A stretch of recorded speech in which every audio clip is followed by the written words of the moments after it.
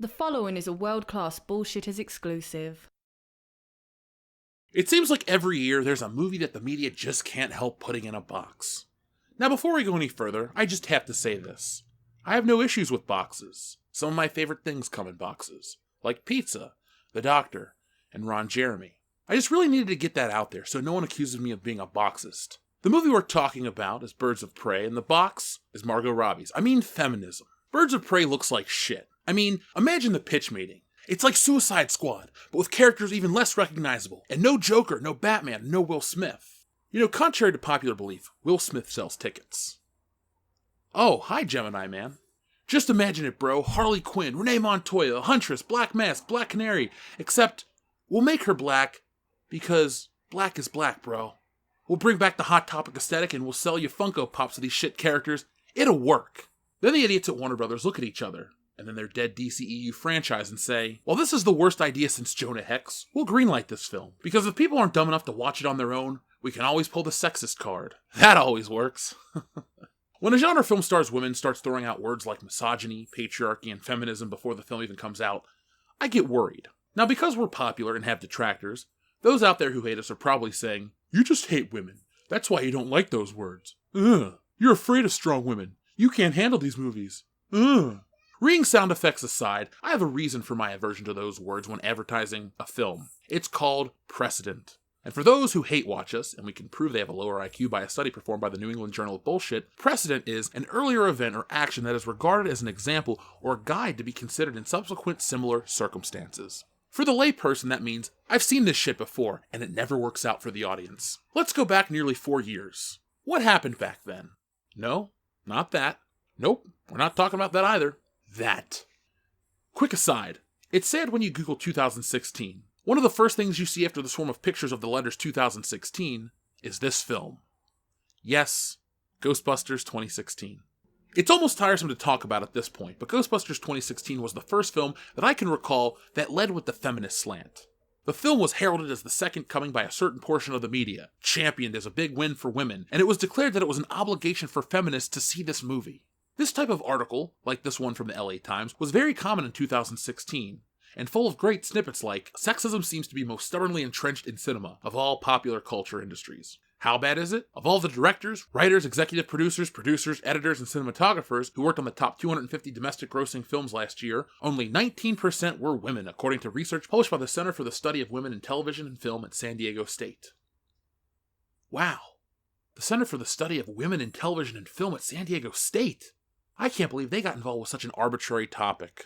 Or how about this gem? Thanks to a kind of ambient activism around representation issues, nurtured in feminist spaces and inspired by watchdog criticism, concepts like the Bechdel test and the Smurfette principle now surface in the mainstream and entertainment media to discuss overt stereotyping and erasure. Isn't entertainment so much better? This shit was everywhere in 2016, and when the film tanked, people in Hollywood doubled down, and as recent as January 2020, the people responsible for the film are still blaming men. I mean, fans. It didn't stop with Ghostbusters 2016.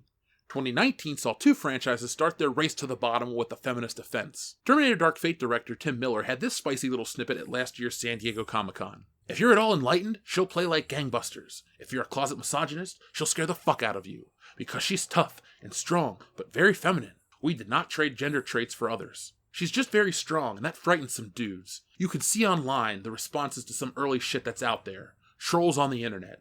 I don't give a fuck. Bold strategy there, Tim. How did that play out? 2019 also gave us Charlie's Angels, which again tried the feminist guilt crap, and again, it failed. So here we are just a few short days away from Birds of Prey, and it's the same shit, different year. Birds of Prey is different. It's not appropriating a male-led film to attract a female demographic, and it's not a remake. But that doesn't mean the film is taking a different marketing path. Our pal Ewan McGregor, who stars in the film as Black Mask, has been throwing around the F word pretty frequently in regards to Birds of Prey. I know, I'm as disappointed as you guys are. Obi-Wan Kenobi turned his back on us. But let's hear him out. Bounding into Comics has the story. Ewan McGregor doubles down on misogynist marketing for Birds of Prey. Ewan McGregor continues to double down on the misogynist marketing for the upcoming film Birds of Prey. McGregor's latest instance came during an appearance on The Tonight Show starring Jimmy Fallon. When asked about Birds of Prey, McGregor went directly to talking about misogyny without any prompting from Fallon. He told The Tonight Show, "Brilliant. It's about time we've got this female-made, female-driven superhero movie. It's a really powerful film. It was just exciting to be a part of it. A film that covers some of the misogynist nonsense that you ladies have to deal with on a daily basis. McGregor continued to say he was proud and honored to be a part of this film. I was honored to be the chief misogyner in the movie. I'm not a very nice character in it. I was proud to be a part of it and start to get that message out there. These comments from McGregor appear to be actual talking points as he repeats the same lines in just a different manner depending on who he's talking to. In late January, McGregor, alongside his co-star Chris Messina, who plays Victor's ass, told the Associated Press, "Yeah, it's about time. We were both really proud. We talked about it. We were both really proud to be involved in a film that was a feminist film that tackled misogyny." He continued, "Not only in the sort of extreme end of misogyny, but also in the everyday mild misogyny women have to put up with." McGregor added, "And this film is peppered with references to that. We're just proud to be a part of that and be the misogynists in the movie, to help flag that up to guys who need to know that time's done." Previously in October, McGregor told French site Premiere, "What interested me with Birds of Prey is that it's a feminist film. It is very finely written. There is in the script a real look on misogyny. And I think we need that. We need to be more aware of how we behave with the opposite sex. We need to be taught to change. Misogynists in the movie are often extreme. They rape, they beat women, and it is legitimately to represent people like that because they exist and they are obviously the worst. But in the Birds of Prey dialogue, there's always a hint of everyday misogyny, of those things you say as a man and don't even realize, mansplaining. All it's in the script in a very subtle way. I found that brilliant." Given the repetitive nature of McGregor's comment, it's almost as if these are talking points coming from either Warner Brothers or at least the Birds of Prey producers. Unfortunately, it bodes ill for Birds of Prey's box office. Other films who have used this type of marketing tactic failed abysmally at the box office. Most recently, Charlie's Angels. The marketing of the film saw star Kristen Stewart describe the movie as woke. Elizabeth Banks would also blame men for the film's box office failure a week before it was even released in theaters. She stated, "If this movie doesn't make any money, it reinforces a stereotype in Hollywood that men don't go see women who do action movies." I'm convinced everyone in this town is a damn robot. It's the same old talking points again and again, and I can't imagine why Hollywood doubles down on this rhetoric. It's not like it's working at the box office. Talking points like this are used for one thing, to arouse the Twitter bots into giving the film early praise. The type of people who get early access to films like these really love having their feminist cause organs stroked, and Birds of Prey was trying to work them up early, and work them hard. And it seems to be working. Early reviews for the film on Letterboxd are incredibly delusional, with one saying, "The power! The film doesn't make much sense, but all my life I've seen films about guys fighting without reason, and now watching girls kicking some asses for any reason fills you with power. Does this is what empowerment feels like? Can you even sentence? Is this what boys feel like when watching those nonsense films? Give me more." Lowering the bar just to give a good score hurts film criticism. I've never met a man that says, "I watch Rambo, James Bond, or Die Hard to feel empowered." Normal people, both men and women, aren't wired like that. We, and yes, I'm lumping myself in with normal people, but not to be confused with normies, don't look at movies for validation of our extreme beliefs. We look at movies to be entertained, and shit movies that have to be protected by buzzwords aren't worth a damn. When you have a bad movie, there's only one recourse: guilt. No one likes misogyny, so you better see this film to fight it.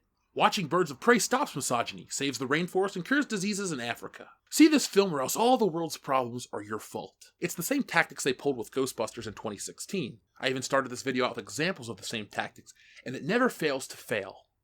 Must suck to suck. Speaking of sucking, it's looking like this film's going to suck hard at the box office. Again, from Bounding into Comics. Report: Margot Robbie's Birds of Prey could be in trouble at the box office.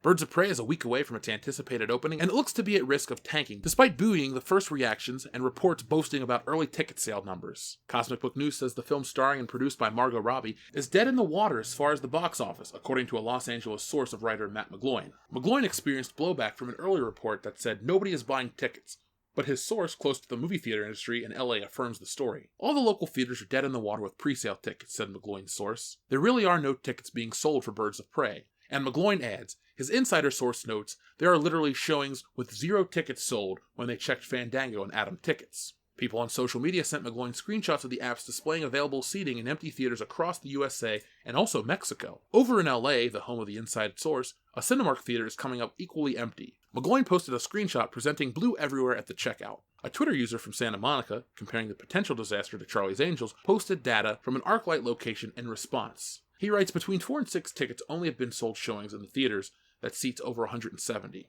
And here are the tweets right here to read.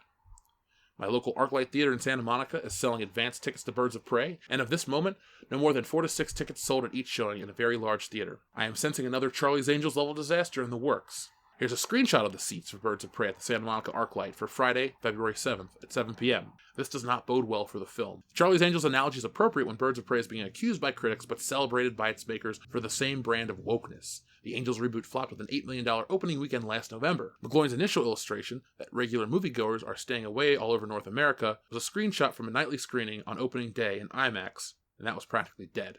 Inaccurate claims on the part of Atom Tickets and the online shill sites Birds of Prey is outselling Suicide Squad and Wonder Woman in pre-sales fueled McGloin's reportage. He also points out that the Atom app wasn't widely used back in 2016/2017 when Wonder Woman and Suicide Squad came out. There's also a disparity between Wonder Woman and Suicide Squad's opening hauls. David Ayer's Squad earned $133 million in its first weekend, and the Amazon Silver Screen debut opened to $100 million plus, a drop of $33 million. According to McGloin, tracking for Birds of Prey is tracking at $50 million at the highest, which he calls really high and exaggerated given the lack of tickets sold. YouTuber Tim Pool picked up on McGloin's reporting and stated, "I think it's fair to point out that a lot more tickets have probably been sold, maybe.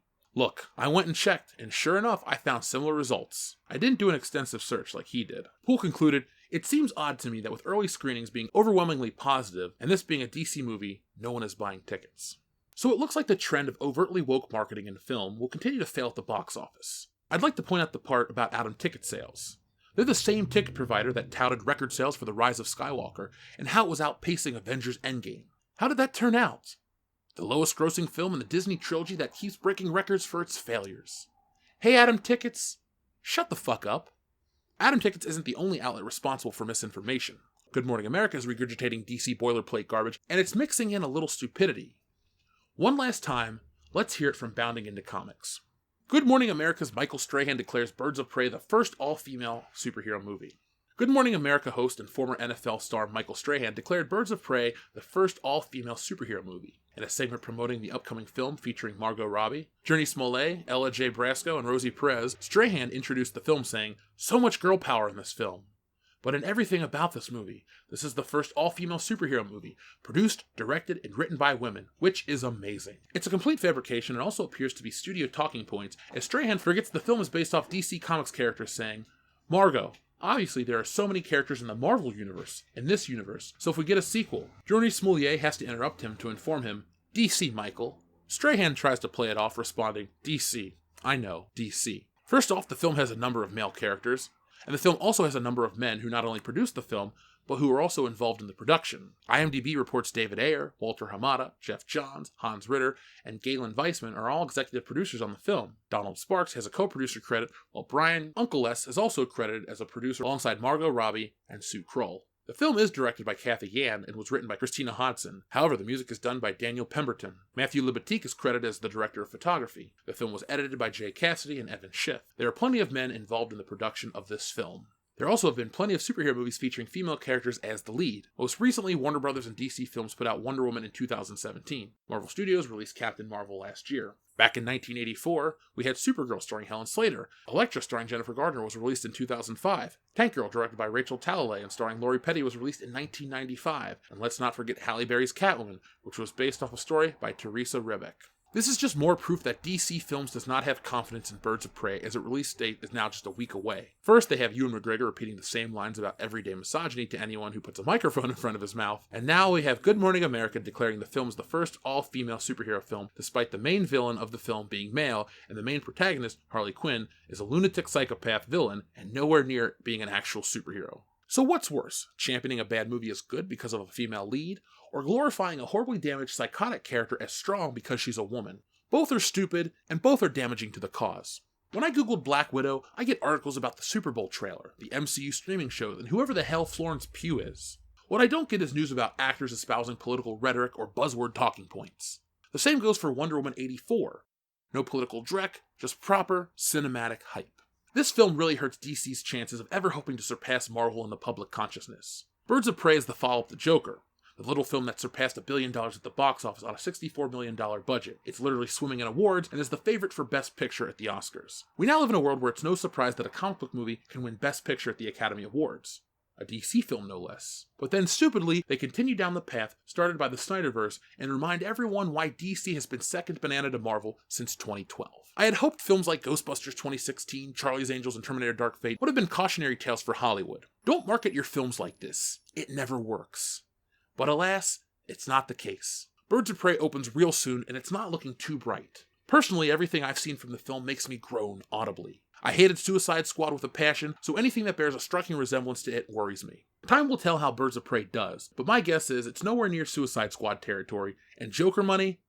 That's a dream. The flip side to all of this is Captain Marvel, though the box office receipts don't outweigh the damage done to the character branding, and you must factor in that Captain Marvel was a lead-up to the biggest film ever, Avengers Endgame. Currently, Birds of Prey sits at 90% on Rotten Tomatoes, down 2% since I last checked. It makes me wonder if this will be another Last Jedi situation where the critics are into the film, but the audience isn't. In the case of The Last Jedi, there were so many excuses offered up as to why the film was blatantly brilliant, and the audience was shit. But I don't know if that'll be the case here. Disney holds a lot of weight in Hollywood, and companies don't dare oppose them. With Birds of Prey, there's a lot riding on the feminist narrative that critics feel obligated to follow. Will that obligation to agenda outweigh the sense of duty critics should have? Yes. The answer is yes. It's sad, but it's true. One last thing. I've been getting images of theater seating charts from all over the world, and I'd like to continue that trend. Send us yours over on social media using the hashtag WCBS or hashtag BOPseats, and I'll be checking them out on tonight's podcast, so send those over and we can read them live on air. The legacy of Birds of Prey will be non-existent. It's a film that's desperately seeking relevance in a world that holds comic book films to a higher standard. I don't expect much from it. I'd be surprised if anyone did. Let me know what you guys think down in the comments below and hit subscribe for more WCBS content. And if you want more, we're over on Patreon too, where we cover all sorts of topics that we don't normally talk about on the channel, like sports, or making fun of politics, or pro wrestling. If it's topical, if it's pop culture, if it's interesting, we'll cover it. So folks, thank you for watching. I gotta go. It's good to be back. Thanks for all the outpouring of support over the family tragedy. It just feels good to be back doing what I love doing. So I got a favor. You know what it is. Go out into the world and be excellent to each other.